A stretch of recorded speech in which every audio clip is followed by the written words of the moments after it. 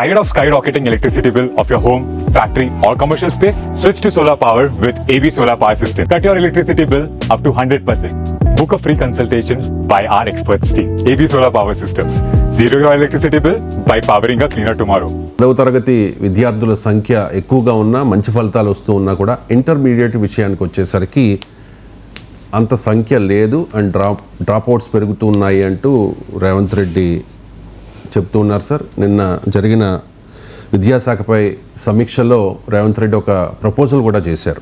పాఠశాల విద్య ఇకపై 12వ తరగతి దాకా హై స్కూళ్ల స్థాయిని పెంచే యోచన చేస్తూ ఉన్నట్టుగా దీని మీద అధ్యయనం చేయాలని కూడా అధికారులని ఆదేశించారు. ఏంటి సార్ ఈ ప్రతిపాదన మీద? ఈ ప్రతిపాదన చాలా కాలంగా ఉమ్మడి రాష్ట్రంలో కూడా చర్చకు వచ్చింది. నేను శాసనమండలిలో ఉన్న రోజుల్లో కూడా దీనిపైన సుదీర్ఘ చర్చ జరిగింది. దీనికి చర్చ జరగాలి, కానీ చర్చకు ప్రాతిపదిక ఏంటి? ఒకటి, డ్రాప్ అవుట్స్ వల్ల ఇంటర్మీడియట్ ఎత్తేయాలి, స్కూల్ ఎడ్యుకేషన్లో కలపాలి. ఎందుకంటే ఒకే ప్రిమిసెస్లో 10th ఉండి స్ట్రీమ్లో 9th నుంచి 10thకి వచ్చినట్లు 10th నుంచి 11th క్లాస్ 12th క్లాస్కు వస్తారు అని అన్నారు. నిజం అది. ఎందుకంటే డ్రాప్ అవుట్స్ ఇప్పుడు తెలంగాణలో కూడా నా అంచనా 25 to 30% వరకు ఉంటారు. ముఖ్యంగా మీకు ప్రభుత్వ స్కూళ్ళలో, హై స్కూళ్ళలో పిల్లలు కంపారిటివ్లీ ప్రైవేట్ స్కూల్ పిల్లల రేషియో చూస్తే రిలేటివ్లీ బెటర్ ఉంటుంది. ఇంటర్మీడియట్కి వచ్చే వరకు ప్రభుత్వ కళాశాలలో చదివే వారి సంఖ్య గణనీయంగా పడిపోయింది. మొత్తం ప్రైవేట్ కాలేజీల వ్యవస్థ పూర్తిగా ఇంటర్మీడియట్ వ్యవస్థను హైజాక్ చేసింది. అందువల్ల దీనికి ఒక వాదన ఇంటర్మీడియట్ ఎత్తేయాలనే దానికి చేస్తున్న మొదటి వాదన ఏంటంటే ఇది డ్రాప్ అవుట్స్ను తగ్గిస్తుంది. 12th క్లాస్ వరకు పిల్లలు ఒకే చోట ఉండడం వల్ల, ఒకే స్ట్రీమ్లో ఉండడం వల్ల చదువుకుంటారనేది మొదటి వాదన. రెండవ వాదన, దేశంలోనూ ప్రపంచంలోనూ అంతర్జాతీయంగా కూడా +2 విధానమే అమల్లో ఉంది. న్యూ ఎడ్యుకేషన్ పాలసీ కూడా 9, 10, 11, 12 ఒక యూనిట్గా చెప్తుంది.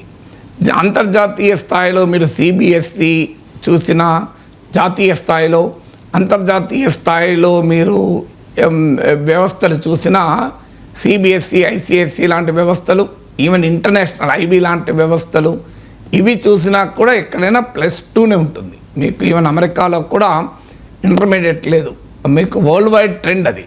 అందువల్ల ఇంటర్నేషనల్, నేషనల్ ట్రెండ్కి అనుగుణంగా అంతటా +2 ఉన్నప్పుడు మన దగ్గర ఇంటర్మీడియట్ ఎందుకు అనేది రెండవ వాదన.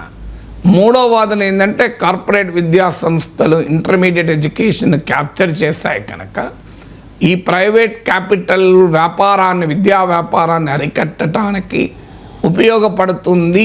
ఇంటర్మీడియట్లో ర్యాంకులు, సీట్లు, వీటి నుంచి బయటపడటానికి ఉపయోగపడుతుంది మూడో వాదన. చాలా అద్భుతంగా ఉంది. వదిలేస్తే మొత్తం తినేస్తాను. నా సరదా తీరేంత కొంచెం ఇంకొక తిని వదులుతాను. కానీ చాలా బాగుంది. కానీ ఎంత తిక్కుగా ఉంది మీ ఇక్కడ.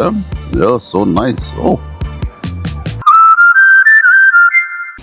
నాలుగో వాదన ఏంటంటే స్కూల్ టీచర్ల నుంచి వచ్చే వాదన, వాళ్ళకి ప్రమోషన్లు. ఒకవేళ +2 కూడా ఉండుంటే, ఇప్పుడు రెసిడెన్షియల్ స్కూల్లో +2 కూడా ఉంటుంది. సో పీజీ, పోస్ట్ గ్రాడ్యుయేట్ టీచర్లుగా, లెక్చరర్స్గా ప్రమోషన్లు వస్తాయని. ఇలా 12th క్లాస్. ఐదో వాదన ఫండింగ్. ఇప్పుడు కేంద్ర ప్రభుత్వ సమగ్ర శిక్ష అభియాన్ కింద ఫండింగ్ ఉంటుంది. కేంద్రంలో ఉన్నది 9th, 10th, 11th and 12th. మన దగ్గరకు వచ్చే వరకు స్కూల్ ఎడ్యుకేషన్లో ఉన్నది 9th and 10th. 11th and 12thకు ఇండిపెండెంట్ ఎగ్జిస్టెన్స్ ఉంది ఇంటర్మీడియట్గా. దాంతో 11th and 12th క్లాసులుగా ఉండే intermediate first year, intermediate second year, వీటికి మీకు ఫండింగ్ కేంద్ర ప్రభుత్వ నిధులు రావడం లేదు. ఇది చాలా కాలంగా చర్చ ఉంది. సో కేంద్ర ప్రభుత్వ నిధులు రాష్ట్రం కోల్పోతుంది. కేంద్రంలోనూ రాష్ట్రంలోనూ ఒకే రకమైన విద్యా వ్యవస్థ ఉండకపోవడం వల్ల అని. ఈ 5 కారణాల వల్ల ఇంటర్మీడియట్ ఉండకూడదు, స్కూల్ ఎడ్యుకేషన్లో ఇంటగ్రేట్ కావాలి అనే ఒక ప్రయత్నం. కానీ అదే సమయంలో మనకు అనుభవాలు ఏం చెప్తున్నాయి? థియరిటికల్ ఓకే, మీకు జాతీయ స్థాయిలో ఏముంది, అంతర్జాతీయ స్థాయిలో ఏముందని కాదు. ఎడ్యుకేషన్ అనేది కంకరెంట్ లిస్ట్, ఉమ్మడి జాబితాలో అంశం. వాస్తవంగా అది రాష్ట్రాల జాబితాలో అంశం, రాష్ట్రాల జాబితాలోనే ఉండాల్సిన అంశం. కానీ దాన్ని సెంట్రల్ గవర్నమెంట్లోకి తీసుకెళ్లారు, అంటే ఉమ్మడి జాబితాలోకి తీసుకెళ్లారు. ఇక అమెరికా లాంటి దేశంలో అయితే ఎడ్యుకేషన్, ముఖ్యంగా స్కూల్ ఎడ్యుకేషన్ అయితే ఆ లోకల్ బాడీ చేతిలో కూడా ఉంటుంది. మీకు ఫెడరల్ ఫండింగ్ ఓన్లీ 8% అమెరికాలో, ఫెడరల్ ఇంటర్వెన్షన్ కూడా తక్కువగా ఉంటుంది. మన దగ్గర ఫెడరలిజం దెబ్బతినడం వల్ల విద్యను తీసుకెళ్ళి రాష్ట్రాలేమో బాధ్యత వహిస్తాయి, కేంద్రమేమో అదమాయిష్ చేస్తాయి. అందువల్ల ఇక్కడ ప్రయోగాలు ఎందుకు చేయకూడదు అనేది వాదన. ఇంటర్మీడియట్ డిఫెండ్ చేసేవారి వాదన ఏంటంటే సీ ద ప్రాక్టికల్ ఎక్స్పీరియన్స్. ఇప్పుడు ఇంటర్మీడియట్ వద్దనే వారు 5 వాదనలు చెప్పాను. కావాలనే వారి వాదన ఏంటంటే కారణాలు ఏదైనా రాష్ట్రంలో ఈ ప్రయోగం జరిగింది. ఇంటర్మీడియట్ అన్న ప్రయోగం మన ఉమ్మడి ఆంధ్రప్రదేశ్లో జరిగింది. ఈ ప్రయోగము ప్రజలకు విద్యార్థులకు ఉపయోగపడుతుందా లేదా అని. దీనికి వాద ప్రతివాదాలు ఎలా ఉన్నా ప్రాక్టికల్ ఎక్స్పీరియన్స్ ఏంటి?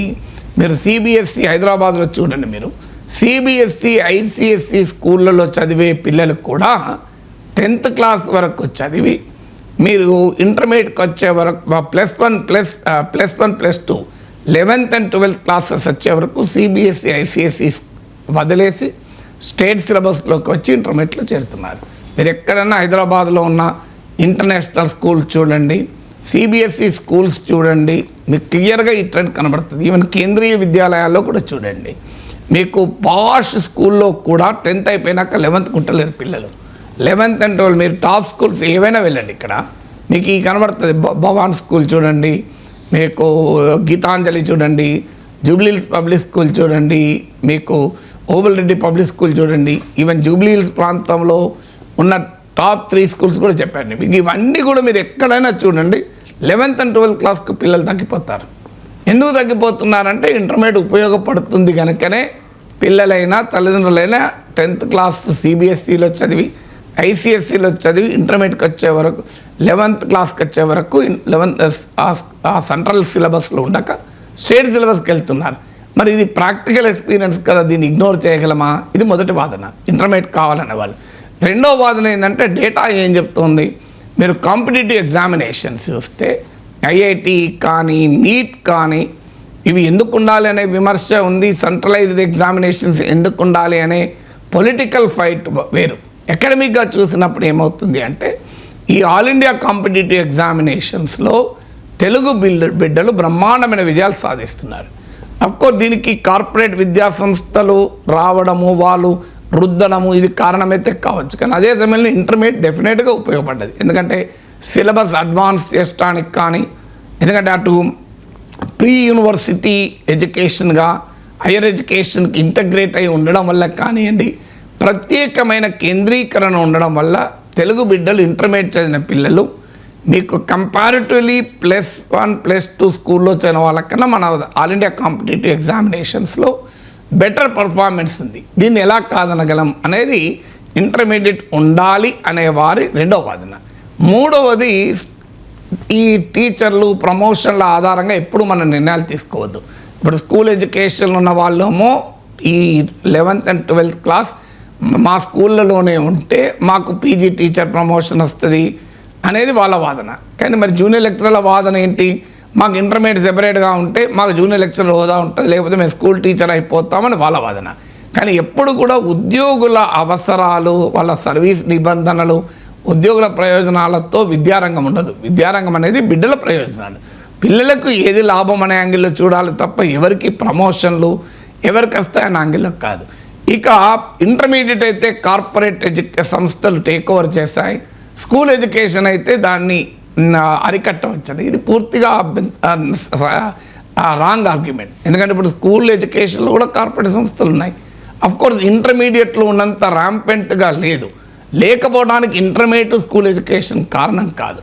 10th తర్వాత నీకు ఏ కాంపిటేటివ్ ఎగ్జామ్ లేదు, ఇంటర్మీడియట్ తర్వాత కాంపిటేటివ్ ఎగ్జామ్స్ ఉన్నాయి, ఐఐటి నీట్.